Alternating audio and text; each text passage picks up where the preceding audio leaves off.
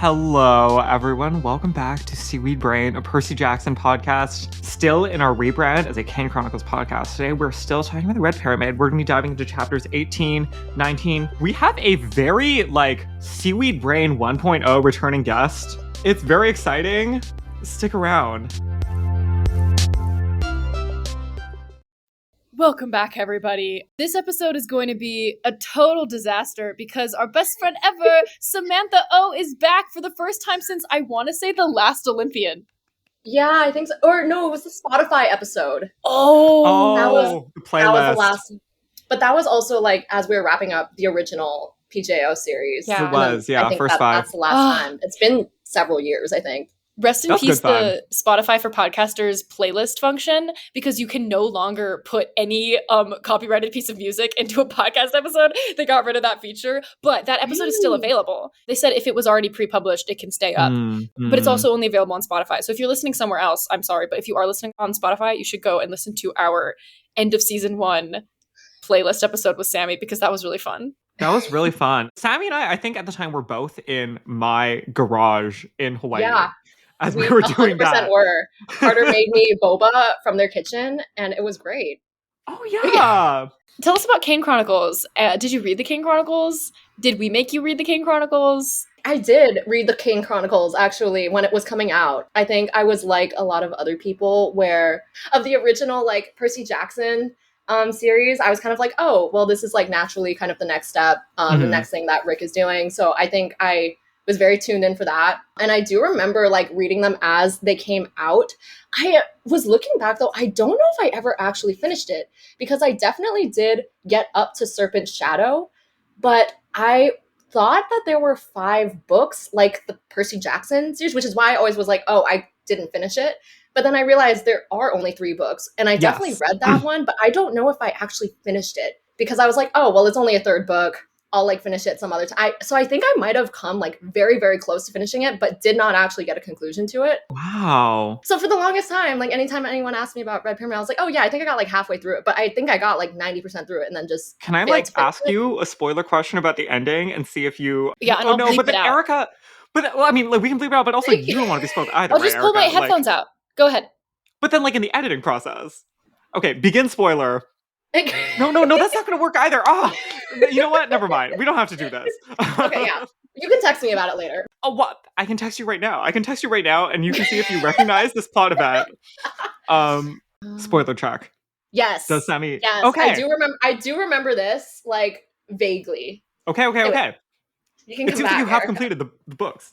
I don't know. I think I did. It's But so entertaining to watch you guys talk without being able to hear what you're saying. It's like reverse podcast. We're just watching you talk and I can't. It's so cute. Oh, I love you both. I love you too. Yeah, no, I think I did, if not finish, got very close to finishing the books. And I remember liking it better than Heroes of Olympus, which I also did not fully finish. Yeah, the Kane Chronicles versus Lost Hero matchup certainly was. Yeah, many people were saying. I think Rick really had a nail on the alternating narratives of the different voices of Sadie and Carter that he did not quite have in Heroes of Olympus. Which again, I think allegedly gets better. But I remember being when I first it does get better. We'll co-sign that. Okay, yeah. Sometimes it's I don't need to see this from this person's perspective necessarily. It seems like we're just giving them the mic so that we don't forget about them. And it's wow. I don't believe in that. I think we should just give the mic to whoever it makes sense to give the mic to. But I feel in this narrative, it makes a lot of sense, how they trade off. And I don't ever feel it's just, oh, this person doesn't need to be narrating right now. And this is just telling a story of the main character. You know what I mean? Which similar when we first read Ruth Ozeki, Tale for the Time Being. I was just about to make the Tale for the Time Being reference. Yes, I was Ruth, we can shut up. We don't need to talk right now. We can just let Now talk for a little bit, And you can talk I just later. got a free copy of this book on the streets of Oakland, and I am rereading it. And that's so fun. That was my main question, is when I reread this book, A Tale for the Time Being by Ruth Ozeki, which we all read when we were 15, 16 years old, I was wondering to myself, am I going to dislike Ruth's perspective and be pro Now? it's like also a dual narrative, but like more like parallel. Their lives do not mostly intersect until the end. Yeah, and the type of characters are situation. Ruth and Now. And Ruth Yeah. is sort of like a stand-in for Ruth Ozeki. Yeah, Ruth, who is like an author living kind of a relatively calm life in Canada or something, and now is like a teenager with everything happening all the time in Tokyo. Yeah, I'm still, as an elderly person now, very like, oh, now is where it's at. Like, I kind Yeah. of like, all due respect to Ruth, like, it's Yeah. a cool idea, but yeah. Like I think Ruth Co-signing. has her place in the book, and I'm glad she exists as a narrative in the book. But I think she gets way too much screen time than that is necessary for the story. I think that's right. I want like a 70-30. Yeah. Yeah. I feel like that authors don't do that as much. Like a 70-30 as opposed to like, oh, if we're going to have a dual narration, we need to have it like an even split, but not necessarily. That's not true. Yeah. Like, you don't need to do that, especially if you're inserting yourself into the story. It's like, maybe you don't need to do that. Like, maybe you maybe can you're just a tell a story. commentator who like Maybe pops you're in. a Maybe it's like commentator. Terrace House. I can't wait until Rick Riordan finally pulls a Kurt Vonnegut and invents like a Kilgore Troutian author character who can just like enter into the Riordan verse. Well, because he is kind of self-insert already. He exists as the scribe of Camp Half-Blood. Yeah, but he hasn't been done around any plot in the main events. books. Yeah. Yeah. He needs to like show up and like go on an adventure with them. He's a Kilgore Trout. He needs to Yes. Once Upon a Time. Not Once Upon a Time. Well, Once Upon a Time did it also. I meant to say Into the Woods, but they both did it. Yeah. Okay. Sammy, the other question we have for you is about the fact that you were famously a sibling. You're one of the more siblings to sibling. How do you feel about the sibling dynamics of the book? I'm glad I'm perceived as a sibling because I do very much feel like a sibling. I feel like that was one of the main draws of the series to me, whether or not I registered it as a child when I was reading it, but definitely rereading it now. I think a lot of people have said this on like previous chapters of this current era that you're in, but I think like they do a really good job of portraying like a sibling relationship that feels realistic, even though like it is so taken out of like obviously what reality is. I feel like they play on certain dynamics that are universal to almost all sibling relationships, and I think it's really fun seeing that reflected in all of its messiness and also like things that are really hard to convey to people that might not have these experiences. I feel like it's really difficult to find that, specifically in books and in media, to be honest, like just in media in general. Like, but I think in books it's such a cool thing to see because you can really get into like the inner narration of each character and their perspective, whereas like movies and TV shows, it's like, oh, that's like a good sibling relationship, but it's hard to like necessarily grasp the nuances of like, oh, like this is how I'm feeling in relation to this person. And I feel like they do a really good job in this series with that. I felt very represented for a lot of it, and I was like, oh yes, like these experiences make sense. Speaking of like siblings, Sammy, have you seen DD yet? I did. I saw it day before yesterday when I got my AMC A-list stubs. I know I've been... Oh my god, whoa, Sammy, AMC A-list stubs! No, let it be known to the entire internet that both Samantha and my roommate, in an act of anti-Erica hate criming, decided to get AMC A-list stubs memberships after I left New York City. Are you back? Are you back in the stubs? I'm Erica? not. No, I paused it when I was in Canada, and it's like 6 months before you can renew it, but I still have $70 in rewards points that never expire. That's so fascinating that I guess it's so that you can't just be like, I'm taking this month off from movies, but you were literally in another country. What? Yeah, but I'll be back to spend my $70 but just on in popcorn. December or something? Yeah. Wow. Yeah. I know, so I had to see Dee at an Alamo Draft House. Don't tell Nicole Kidman. We have one of those here too, and it's, ooh. We've been talking about maybe doing a full Patreon episode on DD because I just watched it again. It's so excellent.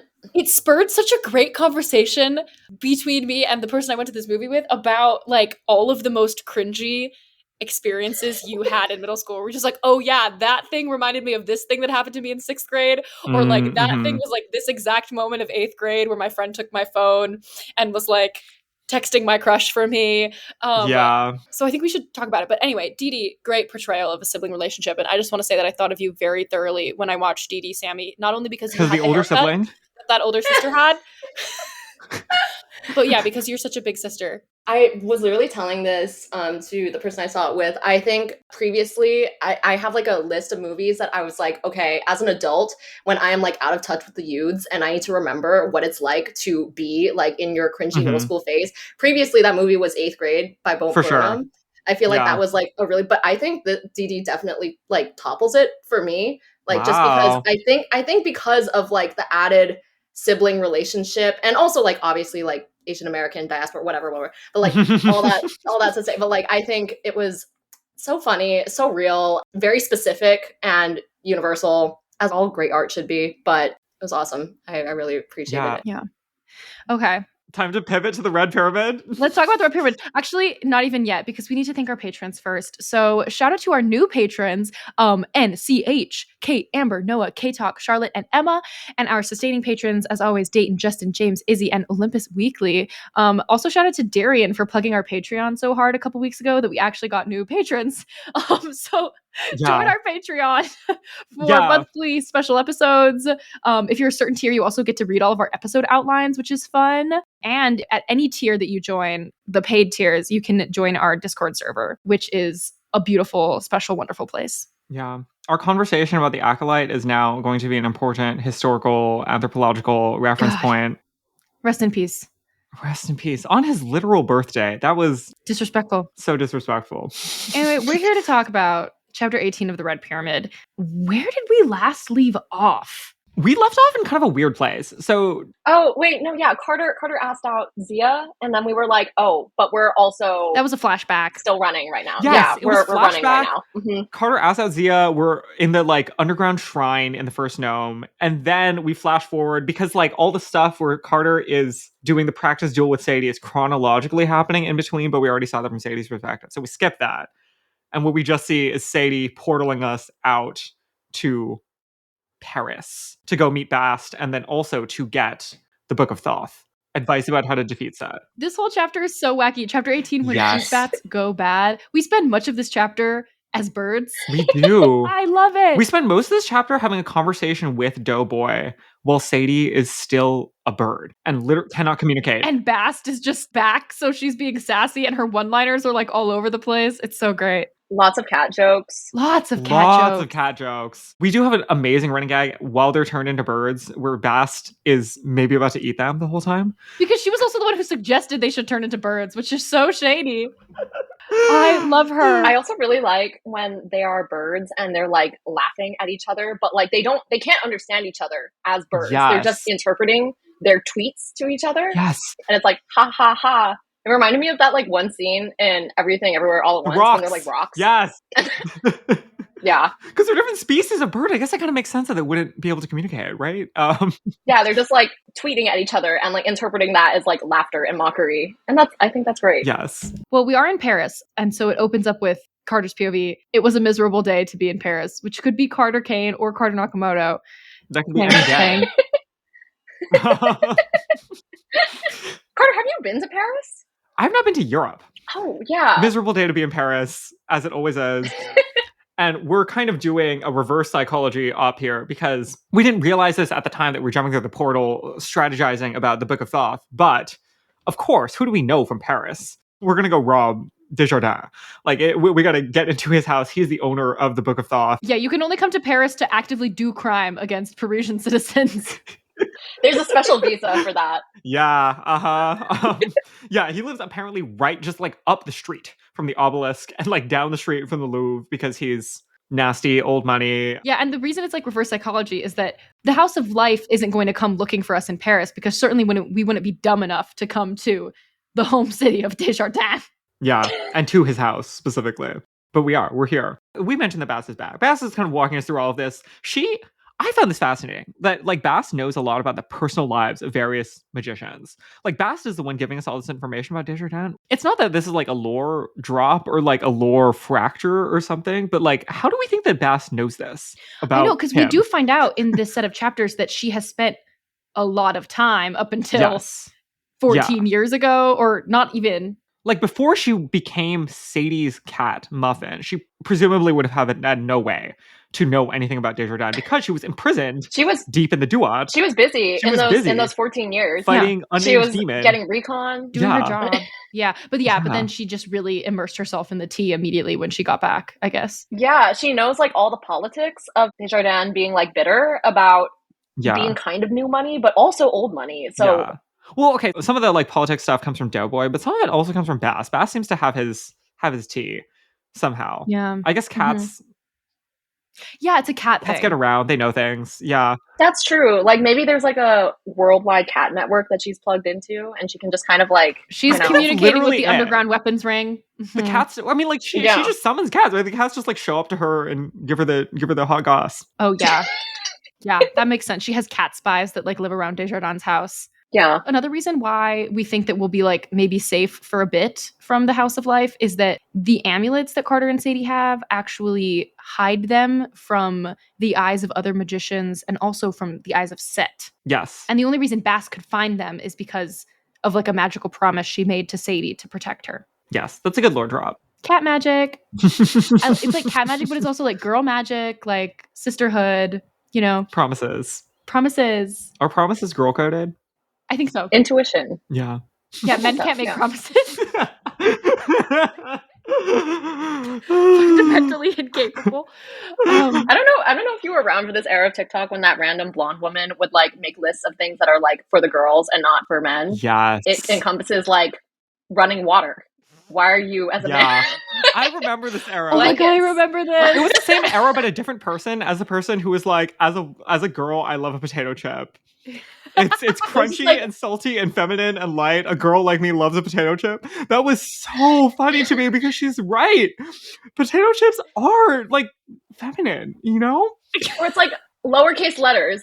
Why do you need those? What are you doing with that? Oh my god, do you think this girl still makes videos? Because I do remember her. I think she does, but I think it's less with that specific format. We but need her I think she's back doing for well. the. I feel like there's a lot of 2024 election discourse about trying to corner random Democrats and have them answer what is a woman, and the answer that they need to be giving is like a person who can use lowercase letters, and running water. someone who can make a promise. So true. And they would Make have all of promises. Gen Z behind them.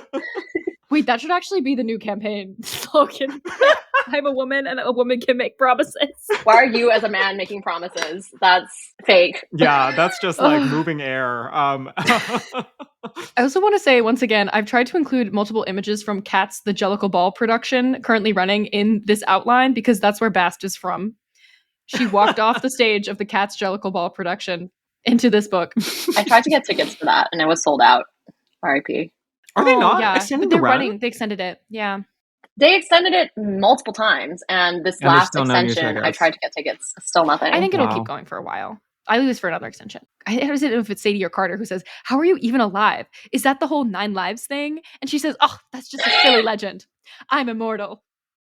Because you might remember, we fully thought Bass was dead before right now. And she's not. She's immortal. And we get some additional lore to sort of back that up. I think what we're learning at this point is about various relationships to hosts, where if a god is like synced with a host, Bass at this point is like basically controlling Muffin as though she were like a puppeteer or something. She's in Muffin. Muffin is not co-piloting with her. And so if she's in the situation and Muffin dies, she is banished back to the dark, deep depths of the Duat, take her long, long time to recover and return. Carter and Sadie is a little bit different because they're like, even though they're hosts, you know, like if they were to die, hypothetically, it wouldn't be quite the same situation because they still have agency. They're still manning the ship. And that's kind of what this chapter is going to start to explore for us. What does it look like to be doing this co-piloting thing? How comfortable is Yeah. everybody being in the Mhm. same head, sharing the same transformation abilities, arms, etc. Yeah. I find it interesting that they talk about when they're trying to enter the mansion, Bass is like, oh no, I can't do that because I am a god that fully Exactly. is in control of Muffin, but you guys are just like half hosts of Yeah. like the gods and you still have agency, so therefore these rules don't apply to you, Yeah. which is like fascinating. I definitely like thought about like the demigod thing from like Percy Jackson, like, oh well, like since you're half god half human, Yeah. you are able to carry out quests and go Or where like you can gods go, yeah, you cannot can go into their domains. yeah, Mm-hmm.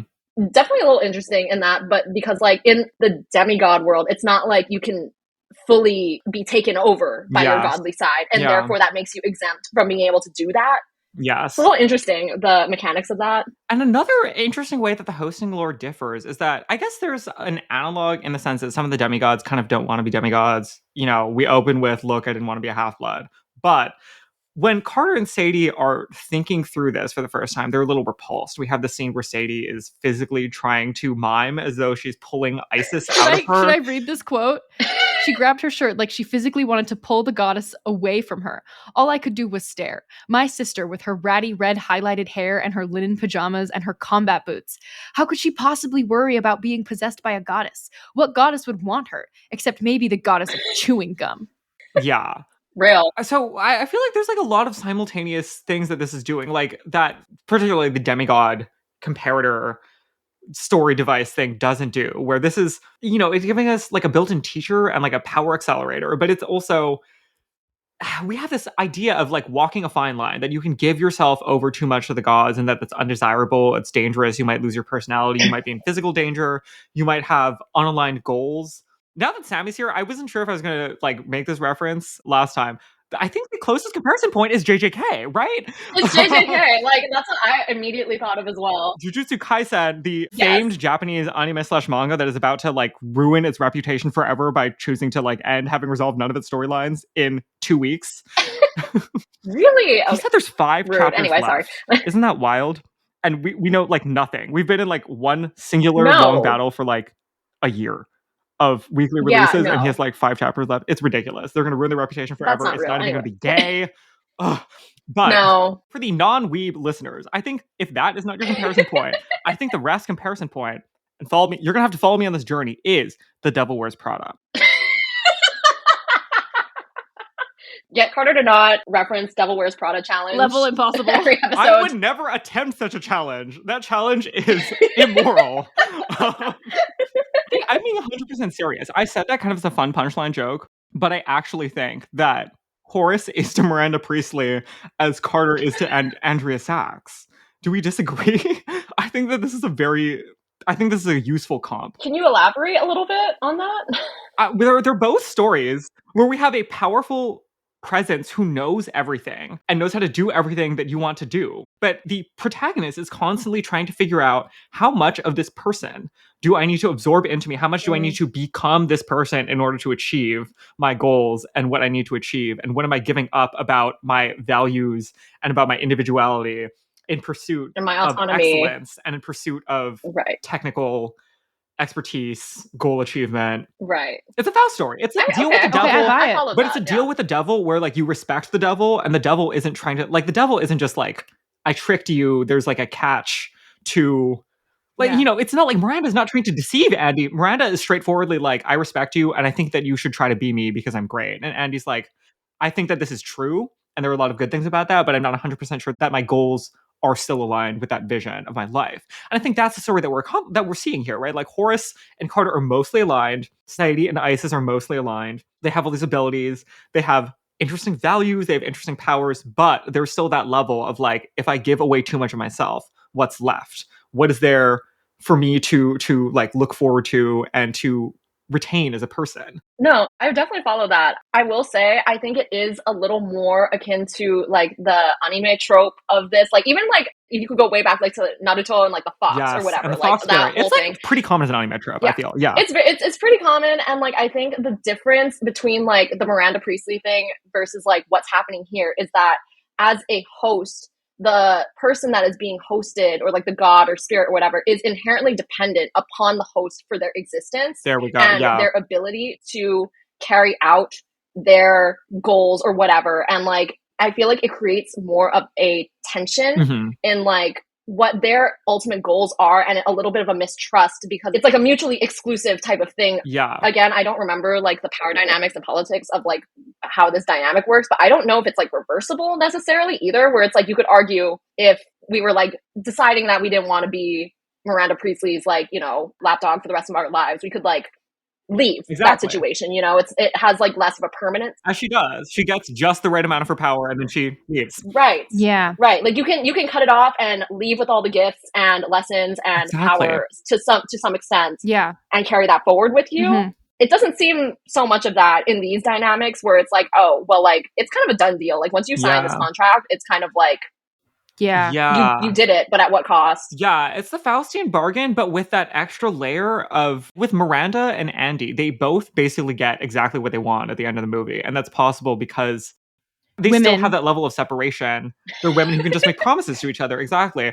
Whereas like in this like godly hosting situation, because they're occupying the same body, wherever their goals are not 100% aligned, only one of them wins, right? Like if they both want to defeat Set, we can defeat Set together. But like if one of them wants to, I don't know, like do like a super powerful spell to achieve Rescue something. his father.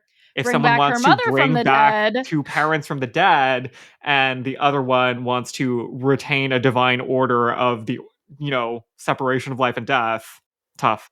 Yeah, there's much more of like a tension. There is more pressure to keep that balance, more of an equal balance, and if anything's try and gain more footing than the other. Yeah.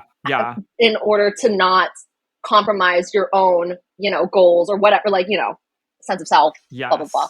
And the other added layer that we get to help us to understand the limitations of this dynamic is that Bast mentions that when Carter and Sadie's mother died, freeing her from this prison, Bast offers to, like step in, to merge, to be hosted by the mom, and to give her more power, to like close the portal. When she's closing the portal, she doesn't seem like she has enough magic. Bast offers to help, and the mom says no.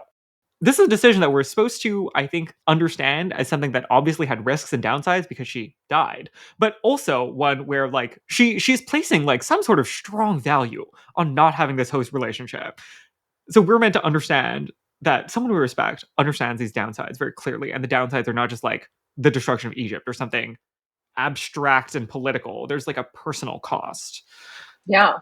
I think, inherently the hosty dynamic is one of like almost like a parasite-ish relationship. Parasite. Where it's like, if you are to relinquish certain powers, that like it is at the expense of yourself very much. And it's like based on what we've gathered from the power dynamic of the gods and the hosts thus far, it seems like there is a little bit momentum to that too. Like if you continue to get like, it's almost like when they gain more power and more sense of like, they are able to take more readily from you and more easily from you. And it's like kind of a slippery slope in that way. Yeah. So very interesting. I do not remember a lot about like the intricacies of the plot as well. So like a lot of this information is also like kind of new for me as well.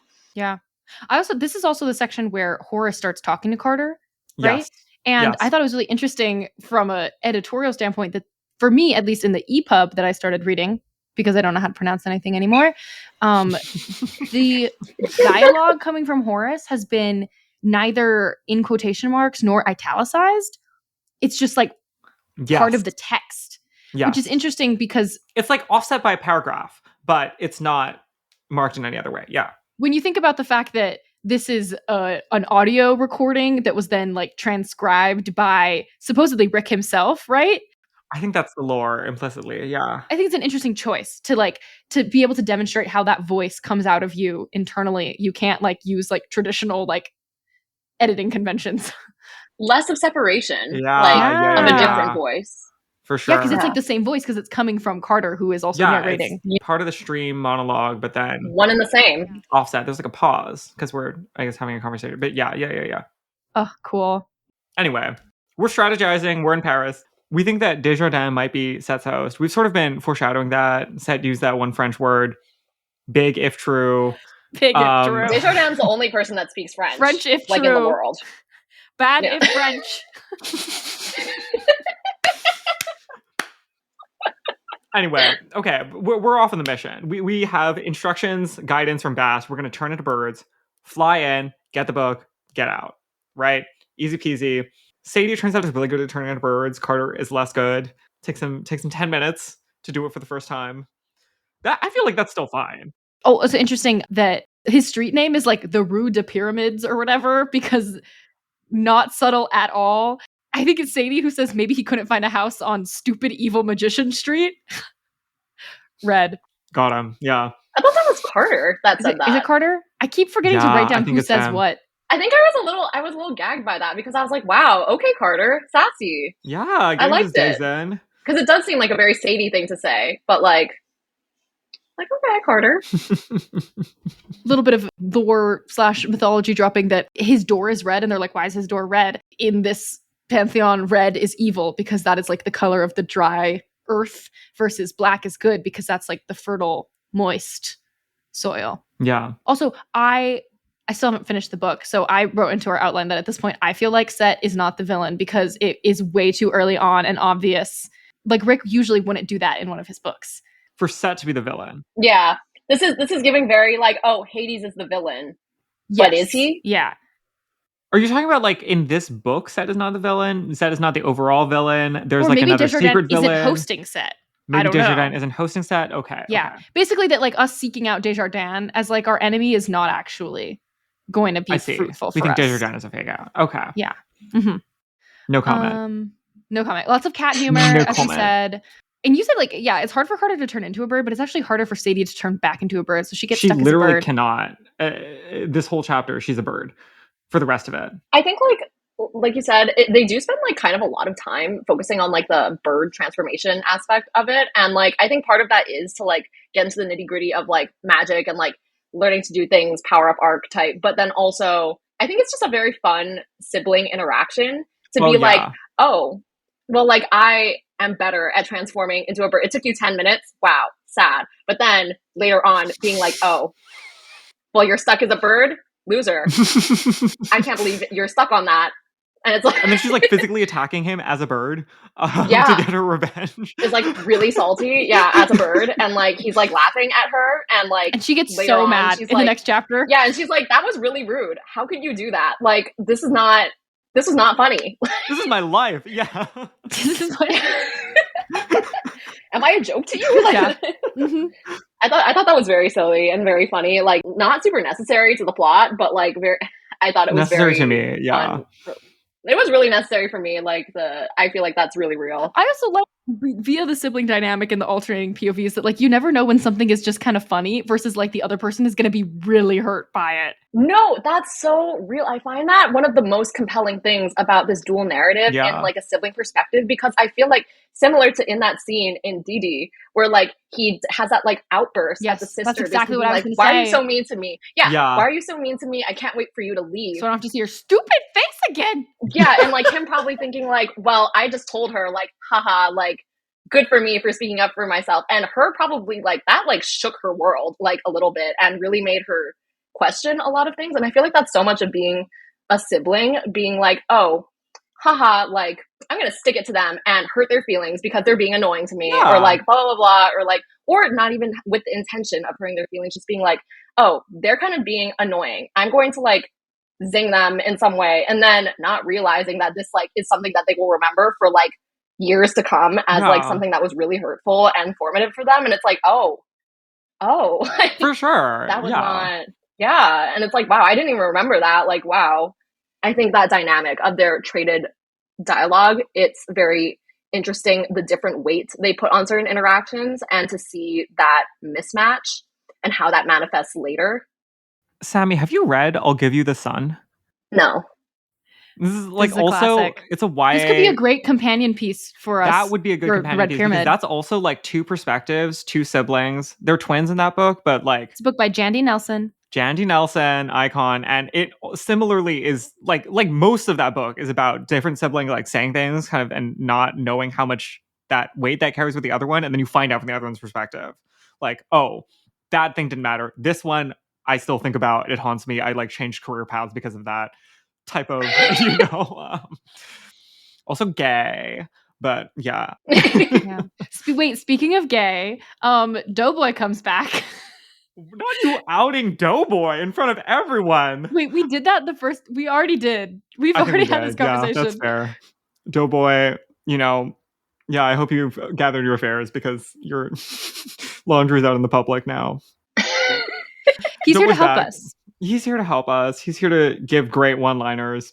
Doughboy is dropping here the lore about Desjardins and how he is the great nephew, weird relation, to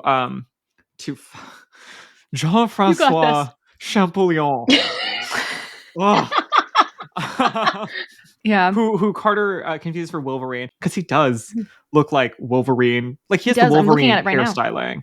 Yeah, Erica helpfully put a picture into the outline. Yeah, I was wondering if he meant like Wolverine as in the cartoon or like Hugh Jackman. It's either one because it's the jowls, the jowl hair. That's right. He could have also said like Chester Arthur or something, but he went with Wolverine. Oh yeah, this is the part where we also find out, again, because Bast and Doughboy like combined give all of the tea. Apparently, Desjardins is sensitive about being from a new family, quote unquote, as opposed to He's having the not like blood of the pharaohs. Yeah. Yeah.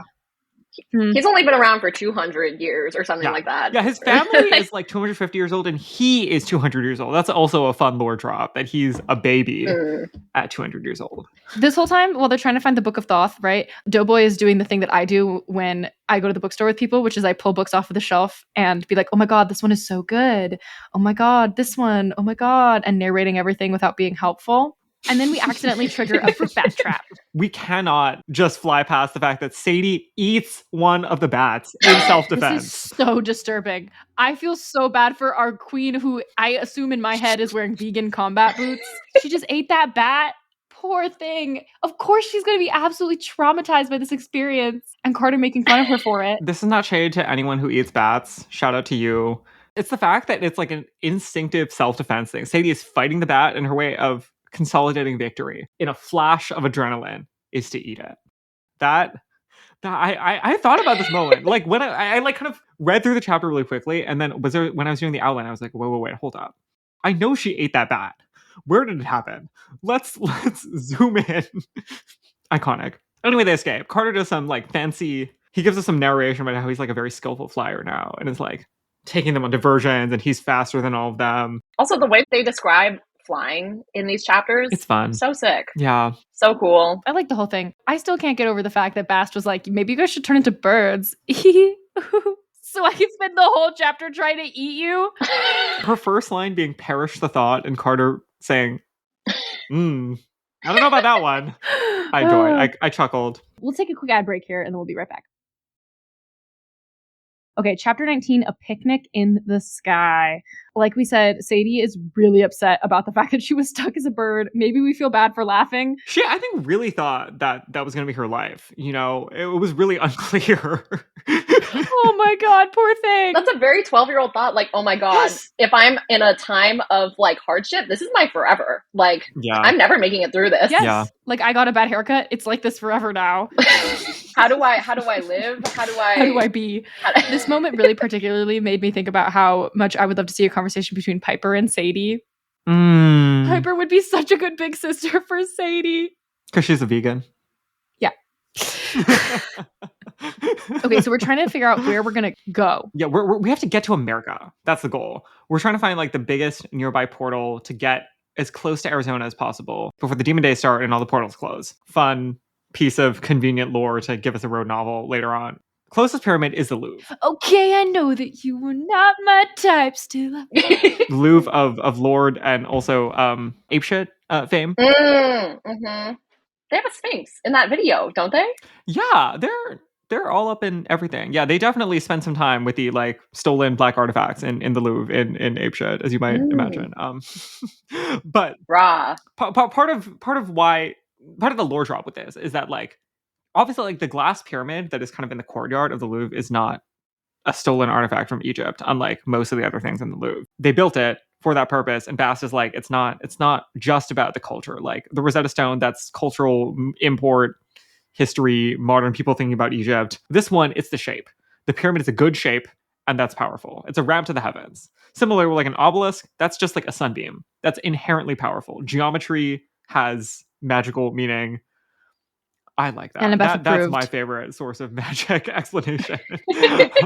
Also, I'm sorry. This is such a silly tangent, but I'm still thinking of apeshit, and specifically how in that song multiple times it's just Beyonce going rah, but I'm like, sun god. Sun god. It's true. Raw. Sammy, your mind. Whoa. Do you think that was a reference? Like, absolutely. Unafraid to reference or not reference. Beyonce knows her Egyptology for sure. Yeah. Anyway, so we're there. Sadie opens up the portal. It ends up being at the top of the pyramid. So Bast has to grab Carter by the scruff of his neck and throw him. Like he's a baby cat. It's just such an amazing image. Wow. Of him. Yeah, scruff of the neck and then seat of the pants.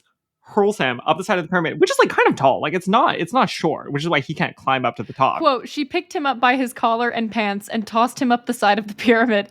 He skittered to the top in a very undignified manner and slipped straight through the portal. I was like half Aw. imagining him picking him up with her like teeth Yes, or something right? in the way Yeah. that like cats like literally like Like the Lion King, like when they pick up Simba. yeah. Yeah. Mhm. Baby Simba. Yes. Something that we should also note at this point is that Sadie is generically hailing a portal to America. Let's pause on this for a moment. Do you think she knows what Arizona is conceptually? No. Do you think she knows what a state is? I barely Do know you what think she Arizona knows is, like the conceptually. names of multiple states? This is just like, because part of the portal thing is you need a mental image, right? She is just thinking America. My mental image is cacaw, bald eagle, flag, guns, maybe. I don't know. You know, like private health insurance. If you ask me to like build a portal to like Europe or England, like I would Yeah. not have a specific That's place true. of reference that I would be able to call upon. If you told me make a portal to Leeds, what? No, that's fake. Yeah, you just say in this outline, Carter, that the book could have been 100 pages shorter if she just knew what Arizona was. It is. I feel like as we're running, somebody at least could have been like, okay, Sadie, it's a desert. There's a city in there called Phoenix. You know, a state is a geographic region in America with its own political identity. I feel like yeah, she did the best with what Something, she you know, had. Like someone should have just thrown out the name Arizona instead of America. Or even like if that's too hard, maybe be like L.A. You know, like like think of the Hollywood yeah, sign. somewhere like sort of closer. Yeah. Where they But end up also- is like really not. Yeah. Yeah, it's very suboptimal. But we end up at the Washington Monument, Because apparently it's the biggest obelisk ever constructed. the default portal for America. Mhm.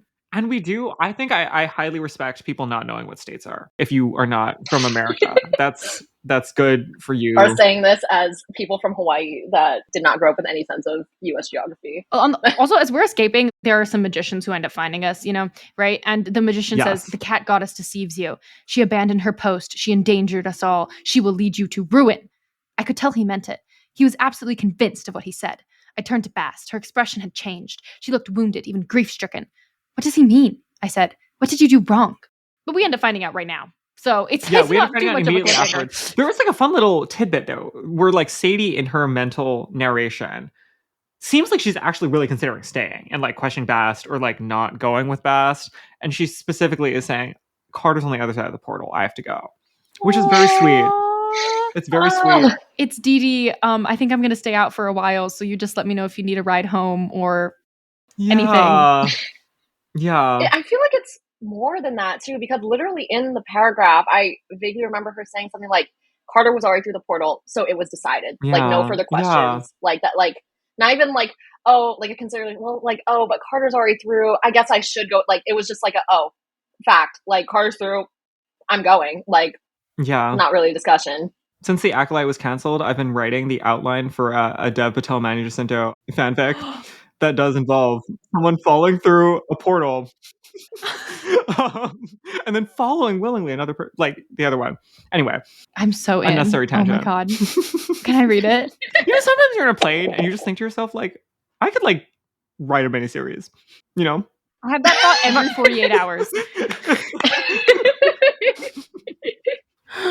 Anyway, yeah, we're at the Washington Monument. Where It is the Carter and I default once portal. were. We did go there together. I was It's trying to true. figure out if I could find those photos to post because we did low-key do like a slayful photo shoot at the base At of the the base? Washington Monument in like 2014. With really lumpy sweatshirts. Oh my. JD and I yeah. had matching berets. You did. That's so Beret. true. It was like And the I was wearing my berets vegan Doc with Martens. the yoga pants and the boots. Wait, that's so fun that you had berets as if you also came straight from Paris through a portal and we're now Oh my god. Wow. I'll have to find that photo. Anyway, once we get to the Washington Monument, turns out Sadie passed out for 2 hours and 32 minutes because conjuring up that portal, even with the help of Isis, was really taxing for her. Yeah, multiple portals in a day is a lot. We learned. Yeah, so we're stuck here. And the portals are also going to close for the demon days. We knew this lore ahead of time. Like, this Yeah. is why we were rushing Yeah. over, is because we had to get the last portal before the end. So Sadie has to chill. So Bass is like, okay, let's have a picnic. But she summons gallons of milk and cat treats. And Carter's like, can we get something else? And she looks at him and says, well, no accounting for taste.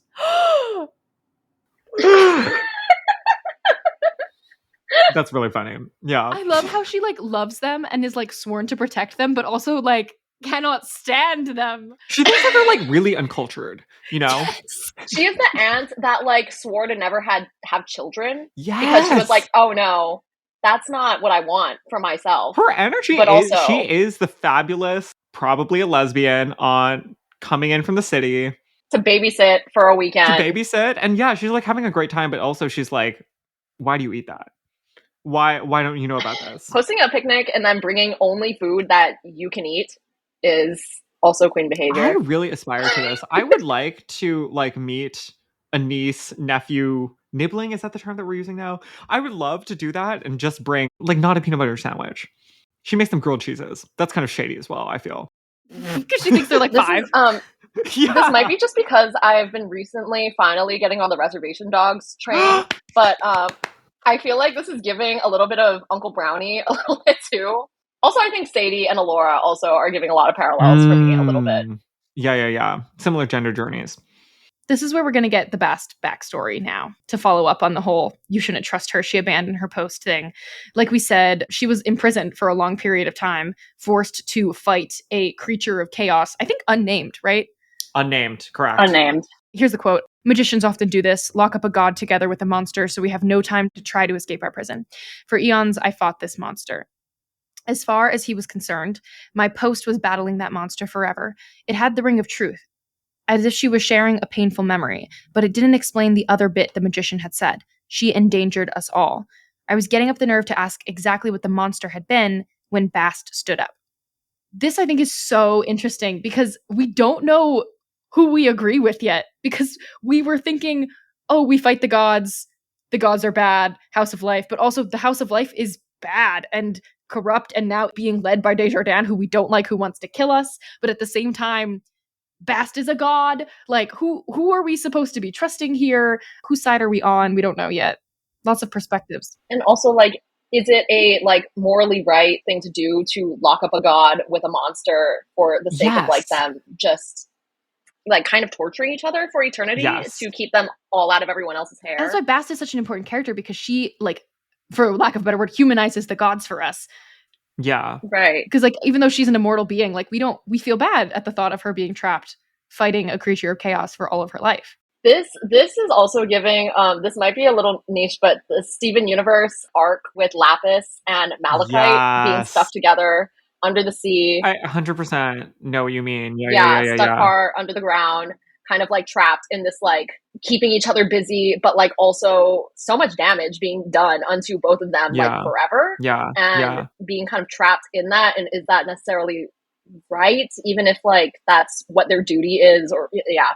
And this is our first time thinking seriously about forces outside of the gods. The framing of the House of Life is very much about challenging the gods, keeping the gods in their place. And that's a lot of what we've been getting, is what is the appropriate relationship to have to the gods? We are remembering that there are other categories of beings that are very powerful that we have to do something about. Whatever this being is, this demon, like, it was as powerful as Bast, if not potentially more.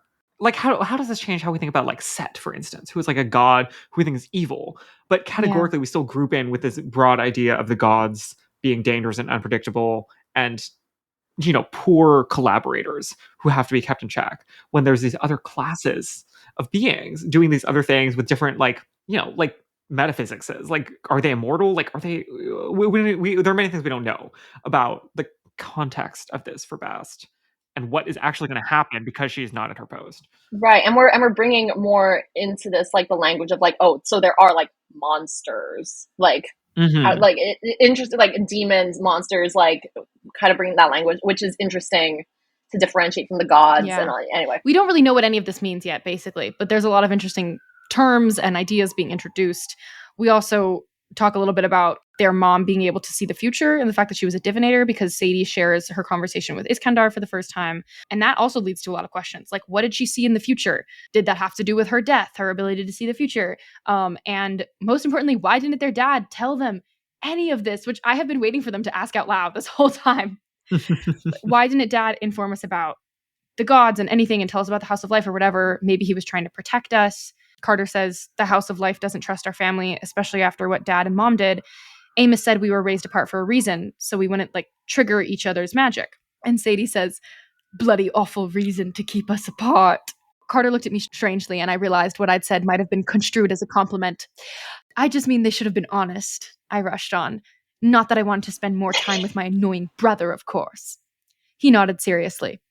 Of course.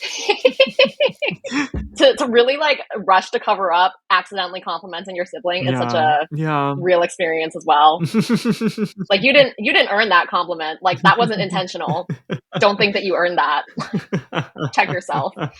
Yeah. And then Carter convinces Sadie to sleep while he keeps watch.